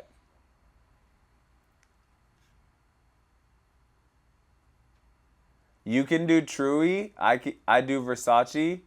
You copped the Honda, I copped the Mozzie. You smoke the mid, I smoke exotic. I set the trend, you copy. Cooking the DOPE, like I work at Hibachi. Looking and watching, blow it, hot like some Taki. Is that Migos? It is Migos. What's the name of the song? I don't know. The song is Versace by Drake and Migos. Yes. I was like, that sounds like Migos when you said Mozzie. Yes. I was like, that sounds like something Migos was saying. Context clues. Bravo. It is Migos. Oh, yes. Man. The last two lines, come to my room, my sheets is Versace. When I go to sleep, I dream Versace. Medusa, Medusa, Medusa. If you had have said that, I would have been like, that's Versace. Medusa. Comedy. Love it. Yes. So those are the songs. Again, giving free publicity out here to these artists. So if you want to go check out some Aaliyah, rest in peace. Timberland, Are You That Somebody? And Migos, Versace. That's hilarious. Yeah, there you go. Those are the lyrics. Those are the songs for this time. So next time, we're going to have KJ deliver the lyrics, and then I'm going to be trying to guess who and what it is. All right, so shifting gears again into business now. So what we wanted to talk about today is decisions on inflation. And what that means is decision making, as a consumer, a person living in inflation. The reality that I'm finding more and more, whether it's when I'm consulting or when I'm just living my life or going through my day-to-day, is there are a lot of people out there who are living check to check. There's a lot of people out there who are in really extreme debt. And really my goal to be able to help with that is just to give people options and give people ways that they can feel a little bit more confident about doing what it is they want to do. Realistically, you're not going to be able to help somebody who doesn't want to be helped. Yeah. If somebody is like, nope, this works for me, this is the way I'm going, go that way. Yeah. But if there is somebody who does have questions, gosh, I wish I could, save a little bit more per month, or I wish that I could find a way to get over this hump, or I wish that I could find the confidence to be able to do X, Y, and Z. Those are kind of the areas I want to help with. So inflation for specificity is when the market begins to change and things become more expensive. So this all roots from the big ticket items. You can look at gasoline. You can look at big time travel. You basically look at big business to find where inflation happens, and then there's a trickle down. So it trickles down into the cost of your food, the cost of your gas, the cost of the daily things that you want to be able to utilize. So I'm going to give a couple ways, that I would recommend for people to be able to make decisions during inflation, and then some ways that are a little bit more niche, type situations. So some big ways is if you're a person who's eating out, pretty frequently, spending a lot of money at restaurants or food spots, you can go to the grocery store, buy food, and then cook it or heat it up. And so for anybody who's coming back with, well, I don't cook, well, I don't have the time, well, I don't whatever, you can meal prep when you're talking about actual meals, which is like I'm going to prepare multiple meals in advance, set it up in a situation where it's quick trigger to be able to eat it. Examples of that would be like making yourself some chicken. And at the beginning of the week, you're going to make yourself 5 pieces of chicken. And then you're going to get all those plates ready, and you're going to put it in the freezer or fridge. And then when it's time for you to eat each coming day, you heat it up, and it's prepared for you. You can do that with some vegetables. You can do that with some pasta. You can do that with whatever. Another example of that would be utilizing simple stuff like oatmeal and developing a routine. But the 2 things always to pay attention to when it comes to trying to save money on food is time and desire. So time that you have to be able to consume the food, make the food, clean up the food, whatever the case, and then desire of what it is you want to eat. So if you're a person who's like, I really want to eat healthy and find the ways to do that, then you want to just buy yourself some healthier stuff. You want to buy yourself things that are chicken or fish or whatever the case that don't have a lot of skin or aren't fried or whatever the case. Get yourself vegetables instead of fries. Get yourself more water instead of drinks with a bunch of sugar. Make simple decisions like that. But then the whole preparation part of it is where like the schedule has to be there. So if you're a person who can stand eating the same thing repetitively, that's going to save you time rather than making a bunch of meals. If honestly you're a person who doesn't like eating the same thing and you like variation, then you just have to create a cadence. You have to be able to create a schedule. And so creating 30 minutes or an hour of a schedule and then being able to do something that takes 5 to 10 minutes consistently is always going to be a better situation than every single day spending 45 minutes trying to think up of something new. And it's going to be more healthy and cost effective than doing something like, hey, I'm going to go get fast food and it's going to take me less than 10 minutes, but I don't really like what I'm putting in my body and I don't like the price it's costing me. Yeah. So that would be one example I'd bring in. Do you have an example for the people out there who want to try to be able to save during inflation? I've got a couple more. One of them I was thinking about is a housing situation if you can control it, right? Okay. I think there's a lot of times where you may have too much house or you may have too much apartment or you may be in this area. So it's like, are you actually in a position to downsize in one way or another? Can you go from a 2-bedroom to a 1-bedroom? Can you go from a 3 or 4-bedroom house to a 2-bedroom house and like cut that price, cut the mortgage, cut the rent, something like that? And obviously rents have been through the roof, which is crazy. I mean, but can you make the adjustment from this amount of rent to this amount of rent to lower it down for yourself and then possibly save that money you've been talking about saving? Right. Like everything to me is just about the big 3 and how you look at it. And maybe your situation doesn't allow that. Maybe you have kids, maybe you have a family, maybe you have this, maybe you have that. But you got to find a way to cut wherever you can to put yourself in a better financial situation if it's possible. Yep. And that lends itself into the whole concept of spending money on ancillary things. So having a needs versus wants list, I believe personally, is very important, and people blur that line too much. Yeah. It's and we'll talk about the male side of things, talk about the female side of things, because there are some things that begin to feel as if they're a need for females. An example would be there's a lot of women who might tell you, no, getting my hair done, getting my nails done, getting my eyebrows done, that is a need. I don't feel like myself. I don't feel presentable if I don't do these things. Again, that's a personal choice. I'm not going to tell anybody that's a need or not a need a situation. If you decide to put that on your needs list, then my opinion is you don't also get to put, the new handbag on the list. You don't also get to put, the makeup contouring or I had a girl yesterday who came in like, oh, my spray tan got jacked up, by my arm sleeves or whatever the case. And I go, okay, if you're a person who feels more confident when you have that, whatever the case, that's part of what you want to do. All kudos to you, but you have to make decisions. Yeah. And that's why this is called decisions during inflation. To me, everything can't be on the needs list. So you got to give yourself one of 2 things. Yeah. Either a specific amount.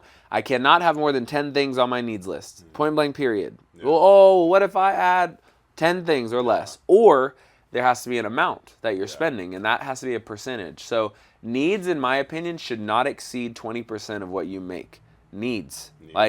And then right now I'm not talking about, your house and that kind of thing. I'm talking about ancillary day-to-day additions. Yeah. So Netflix, maybe for you, you really enjoy Netflix. Netflix can be on your needs list if you're not spending money on nails, hair. Say you do your own nails. Yeah. Say you do your own hair, whatever the situation. Then maybe Netflix can be on your needs list.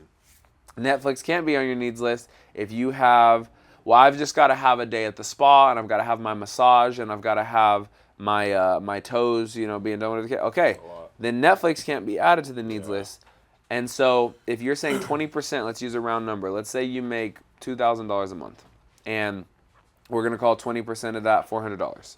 So you have $400 that you get to spend a month on needs. Yeah. And like, well, this month was $450. It can't work that way. There's got to be a budget. And so the base of everything we're talking about comes down to having a schedule and a plan. Yeah. Like where people get in trouble is when they have no idea what's coming in or what's going out. Like there's not a schedule, there's not a plan, there's not a spreadsheet, there's not an understanding. And so the only way you're going to get yourself to a space where you feel confident about money and you feel anywhere near financial freedom is you have to understand. You got to see it. You got to see it. You have to understand where it is, what's happening with it, what's been the trend. You might look up and go, okay, in the first half of the year, I actually did great, with my expenses. But then as I got closer to holiday season, things totally flipped on my head because I love giving gifts and I love going to holiday parties and I love traveling in November and December and October.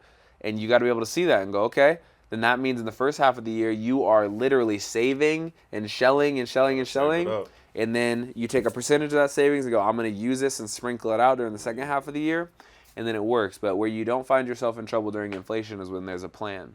So whether it has to do with food, whether it has to do with housing, whether it has to do with driving, whether it has to do with keeping your body right, gym membership, massage, whatever the things you like to do are, there has to be a plan and you have to understand what the budget is. And what I would recommend to people is 20% needs, or less. If you can really get underneath that, it's better. I think the big three is something that I don't think everybody is paying attention to, right? Explain to the people what that is. The big three. So the big three are your housing. So that means your rent or your mortgage, your car payment, your insurance, your gas, your maintenance, and then finally your food. Are you going to the grocery store? Are you eating out? I think that's the thing that everybody needs to figure out exactly what that's going to cost. And obviously it's going to vary. Sometimes your housing expenses vary and your car expenses vary, but you'll have a general number of what that is. But I don't think everybody's paying attention to that. And then on top of that, I'm seeing everybody trying to max out in all three of those categories, which gets them in trouble. You're either in the nice apartment or you're in the house with the mortgage, and then you've got the newer car, you've got the luxury car, and so that comes with more expenses and more maintenance. And then food, everybody's going to eat out, you're not buying groceries as much as you should. And so for me, I'm always looking at what are my big three expenses. I'm trying to keep one or two of them low, and then I can reach on the third one. For me, I like to eat. Mm-hmm. So my other expenses are low. My car expenses are low. My housing expenses are low. But I know that I can go and eat whatever I want whenever I want to. I can go and grab food. Mm-hmm. So I think it's paying attention to those things. And especially during inflation, everything's running up. And so you're okay, well, how do I balance that?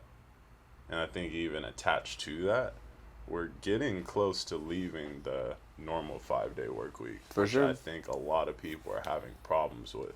People are I'm working 6 days, I'm working 7 days a week. I'm we're here now. Mm-hmm. Unless you're willing to be extremely uncomfortable, which me and you are. Mm-hmm. We're willing to be extremely uncomfortable to get to the goal. Yeah, to get the things that we want. We live in ways that most people would not live. I already know me and you, we've always done it. Mm-hmm. We live in a way where most people would not want to do that. We drive things for a long period of time that people would not want to drive, right?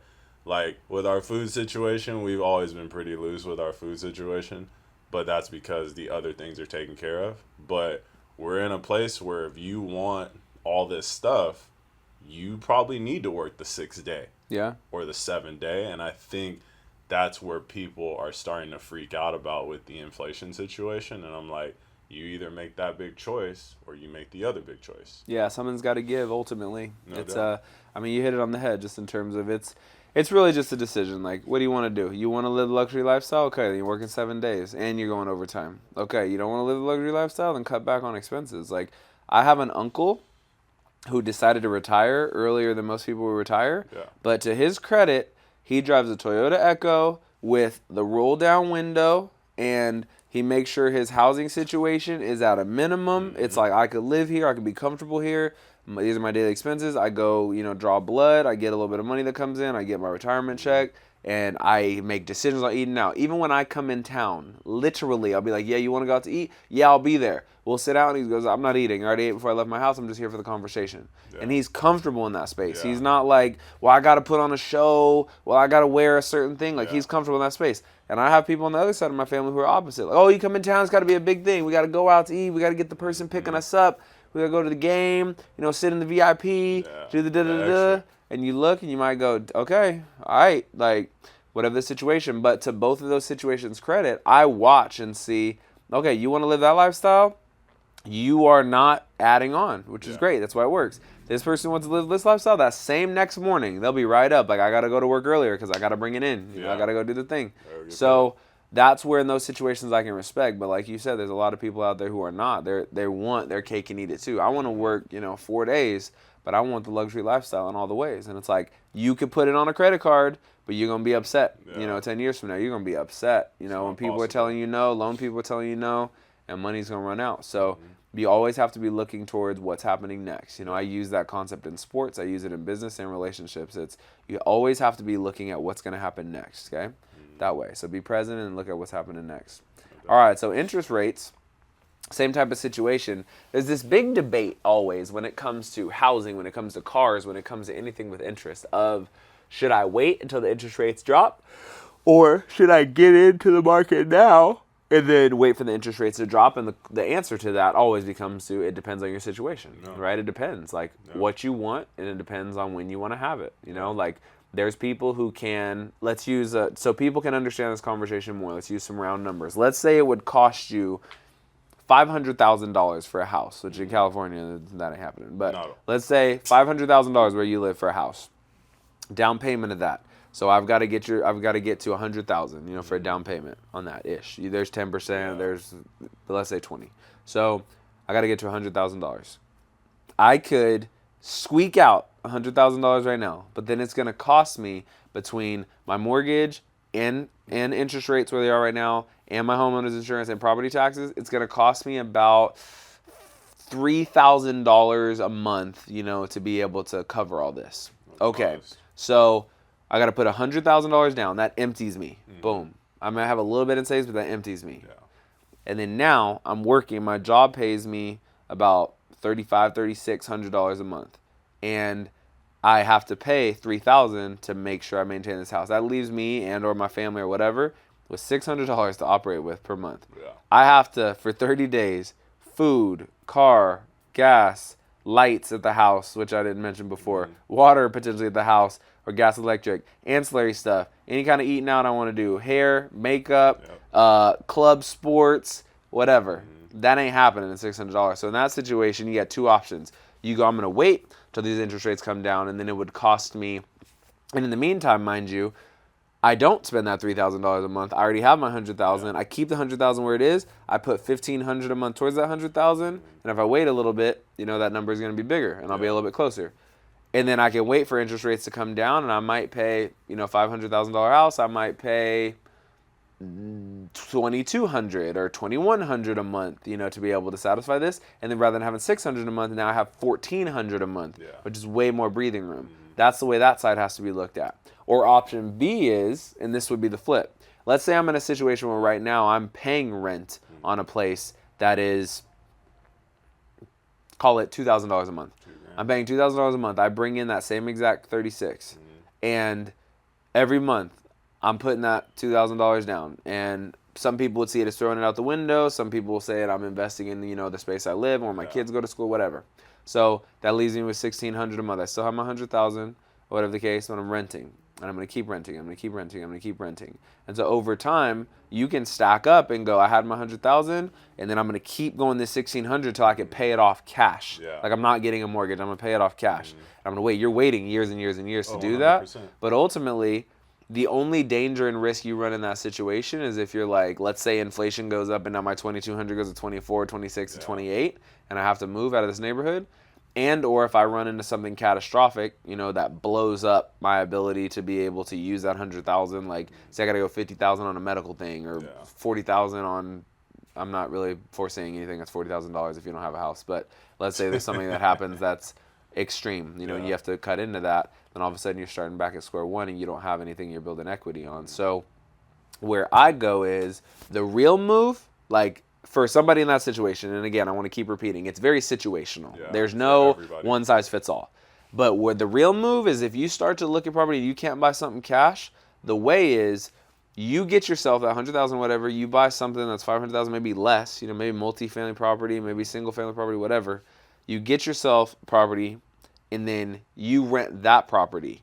And you let that situation start to build because it's still yours. Yeah. And as long as you're just doing 1-year contracts, you can pop in on the next year if you want to. Or like, I just really want to live in that house now. Boom.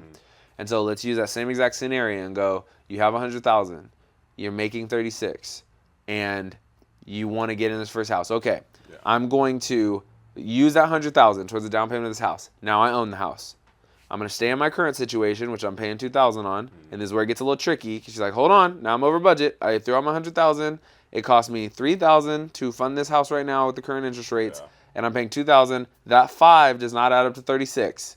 So you go, all right, I got to stack a little bit until I can get to a space where for 6 months I could cover that if there was no renter. Like, once I can cover that 6 months, and I might have to go hustle it down. I might have to go work overtime. I might just wait it out, whatever. I might have to borrow from a family member, whatever. I got to get to my 6 months. And then from there, if I could set up that same exact scenario, I spend my 100,000, got that house, I have my little cushion in case I can't go over. I'm still bringing in my 3,600 with my current work situation. Now I can rent my place, call it 3,600. Hopefully you can rent it for, 3,000. Yeah. Hopefully you can rent it for 3,000. But let's say you can only get 25. I rent it for 25. That leaves, out of the 36 I make, 2,000 goes towards my rent of where I live. 500 goes to that mortgage where I'm building equity. That leaves me $1,100 per month that I can operate with. I own a house that is building equity. Yeah. Somebody's helping me pay for it and hopefully respecting it while they're in it. I might have some fees here and there to have to pay for fix it up. But it's starting to build equity. And if I look up in 5 years, my house is that much more paid off. I can get out of this rent situation and slide right into something that I already know I enjoy. That would be a great move for the people who are thinking about it if they're not wanting to feel that stress and that pressure of like, well, now I've got to hold this mortgage or whatever the case during a time where interest rates are really high. And then if interest rates ever come down and you're like, woo, I can refi, and now my thing for to live here would be $2,200, and I was already paying $2,000 before. Now I don't need somebody to rent my spot. I can just live in my house, and I'm back in a great situation with some of it already paid for, right? So I would naturally recommend people take action as quickly as you can because you can start to build equity. You can start to make something happen. However, the quickly as you can needs to be predicated on what you can afford with a 6-month cushion. Where people get themselves in crazy trouble that I'm watching is when people dive in without the information. There's no emergency fund. An emergency happens, and then it's like, well, now I'm foreclosing. Now I lost all the money I put on the down payment, and now I'm back in my rental situation. So, I think a lot of people who own or who have houses not own them. The banks own them. Yes. But a lot of people who have houses, they sell their house for it. Yeah. Because most of them did not prepare for what it really takes to have a house. Right. Right? It's not just the down payment, it's the closing costs, it's making sure you pay for the maintenance, the insurance, and all that stuff. There's always going to be some repairs that you're going to have when you move into a house that need to be taken care of. Hopefully it's not the big one like the roof or your HVAC system. Right. But it's making sure, okay, you have the down payment, but do I have like half the down payment over that? Right. Like if I had 100, do I have 150? Right. To make sure I can take care of those other things. Right. And then even adding on to that, the lowering interest rates. Like everybody's waiting for lower interest rates. I was like, no. You're just asking to get in trouble now. Why? Because now there's going to be more people going into the housing market, which is then going to raise the prices of the houses. Exactly. So you're going to wait so then you can pay a higher price for the house because the interest rate has dropped. And on top of that, now you're going to have to bid higher because there's more people who are like, oh, you just dropped down this interest rate, I'm going to step in now. Exactly. That's the thing. So you got to pay attention to that and always make sure you got money on the sideline and you're saving. You're in a position to make a move when you want to make a move. But Exactly. I would definitely say go now. Exactly. The key, I mean, you just hit it on the head, but the key is you have to understand that once everybody comes into the theater, the movie's no longer interesting. Like, it's a situation where if you go at the time when the interest rates drop, the rest of the world saw the interest rates drop too. So everybody's in. Now every offer you go into is multiples. You're cranking up, over asking. Yeah. And you're going to end up in a place you don't even really like that much. Like, you have two choices. You're either going to be the highest bidder on a place you really like, and it's going to crank your pocket anyway, which is also going to crank your property tax, which is also going to crank your insurance, which is also going to crank your resale value and what you have to pay, like, on the turnaround. Yeah. And then, or you act now and you bet on yourself and you go, all right, I'm going to keep my other expenses low and manageable and high. But the root of every single thing we're talking about is having a plan. Like, you would have to be able to present it on a sheet of paper and make it make sense. Exactly. You'd have to go, okay, here's what I make on a daily basis. Here's what I'm spending on a daily basis. Not just a monthly, a daily, like, because you can start to get ancillary. And then here's what I want. I want house, I want car, I want beach trips, travel, vacation, whatever it is you want. I want to live in California. That's the thing. Like, you put all that on a piece of paper and you go, how am I going to make it work first? And then where's the safety net? Yeah. If you can do that, it's time. If you're like, I don't have a safety net yet, you got two options. You either go hunt it down and you grind it and you figure out how to make it happen, or you're patient and you wait and you wait and you wait until the time is to make it happen. But it's not necessarily about lowering expectations. It's just choosing true desire to me. Yeah. Like, there's a lot of people out there who would see it as, well, I want a 4-bedroom house. It's 3 stories with a big backyard, and I want to live by the beach. Yeah. It's like, that's great. If you really want that, you can't do nails and hair and eyebrows and eat out and Morton's Steakhouse Luxury and car, this and that. vacation. Yeah, you can't do all that. You got to pick. 3 to 5 kids. Yeah, you got to pick. All that stuff adds up. You got to pick. What do you want the most? You buying designer? Yeah, Like, for real. Like, what do you want the most? What do you want the most? Like, if you want the everyday, you don't need the house. If you want I want to be seen out in my Maserati, you know, with my Louis on my hand and my da-da-da, you could do that. Yeah. But rent. Yeah. And rent low means. Like, Rent, just don't let yeah. anybody know, like, you're in Bixby Knolls. Yeah. Right? Just Situation. Rent, just rent, get the cheap rent, and Or- then, like, ball out on the car. Or flip. But real talk, if I'm giving the advice, I tell people, like, you always have to go for the things that appreciate. You know, always. The house, the art, the things like that, they appreciate. Like, the stuff that's going to depreciate right away, you might love it forever, you might fall out of love with it, but it will have limited value when you get to the other side of it. Like, you have to stick to the things that appreciate. What I'm thinking is, like, I don't think most people can afford to have more than 2 big things. Right. And when I say that, I mean either big mortgage and big car payment, Right. or big rent and 2 or 3 kids, Right. right? Or student loan debt, right?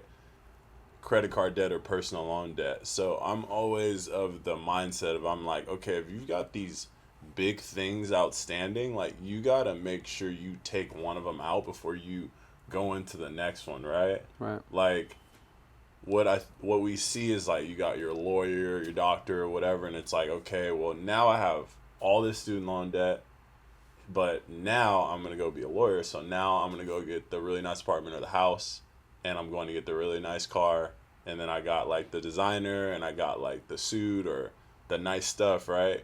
And then, so you're talking about all this stuff. Now you got housing debt, now you got credit card debt, student loan debt. It's like all these things add up, and it's like, you'll look up and they'll be like, oh yeah, like, I'm buried. Like, Right. every month, like, I'm making $20,000 a month, but it's all accounted for. Right. So it's like, chip away at something and then add what you want, instead of like, I don't have all this debt and then I want to have all this nice stuff on top of it too. It's a shaky foundation Right. on one income. For sure. For sure. That's education right there. So, last thing we're going to hit today, relationships. Just talking about the beginning to the middle. So within relationships, we're in a time right now, like we talked about last time, where you have a lot of people who are meeting, online, or they're meeting in less, personalized one-on-one situations. And there's also a lot of excess. You have social media, you have these apps, you have the world's just moving faster, than it did 30 years ago. So what I find a lot of times when I watch relationships is you have at the beginning of time, the honeymoon phase, oh, it's nice, it's great, everything's, we're talking all the time, doing stuff.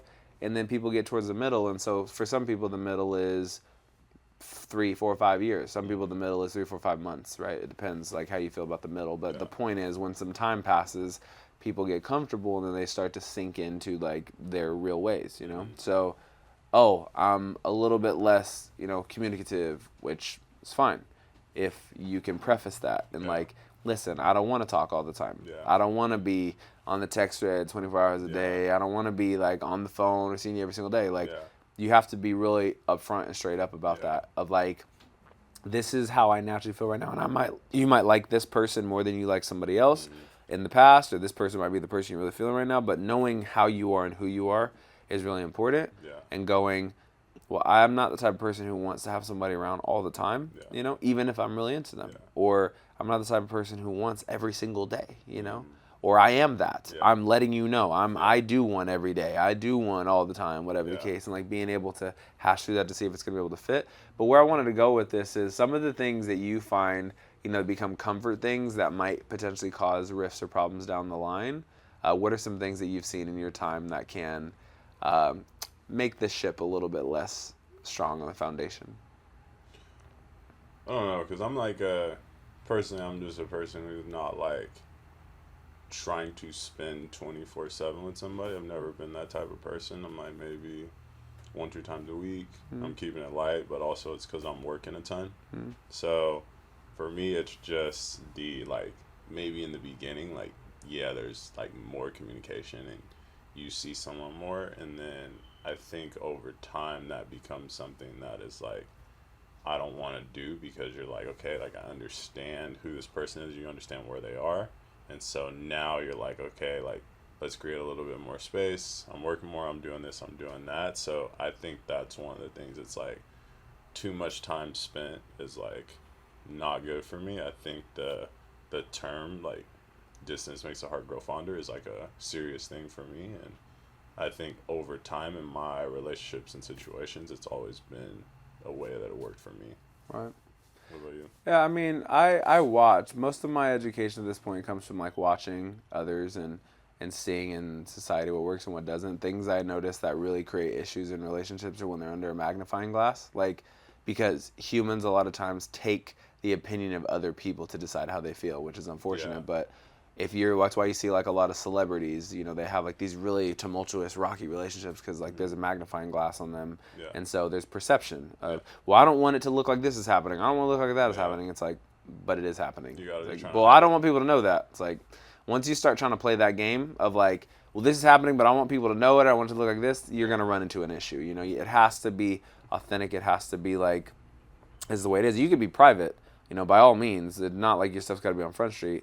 But A has to equal A, B has to equal B type situation. So when I watch it, the thing that I really try to make sure I do for myself, and then also like when I look at other people's situations, is try to make sure that there's consistency, as much consistency as possible from the beginning to the middle, and that can create, a positive end. So from a relationship standpoint, trying to make sure as much as you can, and this is something I'm like really trying to improve at, honestly, is like getting really good at communicating what it is you would like, or what the expectations are, to use that word, or trying to figure out what the expectations are in reverse, or what the hopes are, and what the point is. I've gotten to a space where when I'm consulting people, or like whether I'm looking at my own life, whatever the case, I really like to have a plan, and knowing that the plan might shift and change, and it has the ability to shift and change anytime, but like I'd like to have a plan. I'd like to know, what's the point of what we're doing here? So if it's my workouts in the morning, I don't just like throw paint at the wall. I look and I go, here's the spaces I always want to feel strong. Here's the Yeah. foundational things I always want to hit. And then here's like the things that I want to do occasionally, you know, mix in. Or here's like the time allotment that I have. Yeah. Here's what I want to make sure we get done. And then this stuff, you know, is maybe. Yeah. If it's in a relationship, here's the things that are very, very important. These 3 things are like absolute deal breakers. Yeah. And then here's some things that are like, I could take or leave, you know, Yeah. type situation. And being able to communicate that clearly, not only with your action, but with your words, I believe is really important.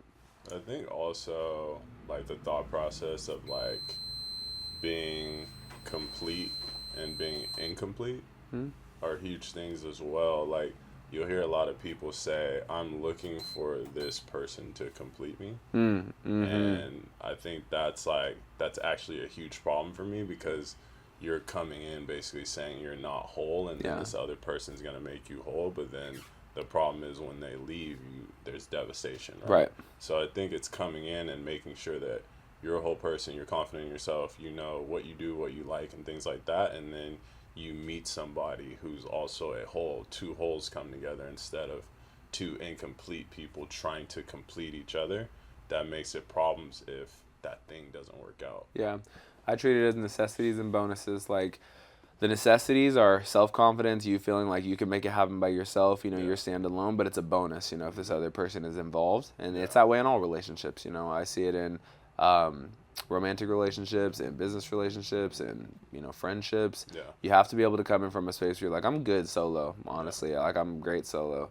But having this addition, it just raises the level. You know, it raises the potential to be able to create great. It raises the potential to be able to like have more smiles, more happiness, more memories, whatever. And that's really what to look for. Like you said, if you're in a space where you feel like you're incomplete without, then you're not actually in a good space to be getting involved in anything. Not at all. Not at all. It'll hurt the situation even more. For sure. No doubt. All right. Well, that's it for this episode. We appreciate you listening. If you want to find it, you can find it at Business Relationships Sports, CA and KJ. Make sure to hit the like button. Make sure to hit the subscribe button. Jump in the comment section. Let us know how you feel about it. Let us know if you want to hear some specific topics, things you want to bring up. We're really interested in having you listen, having you be a part of it. Always find it on YouTube. Enjoy your day. No doubt.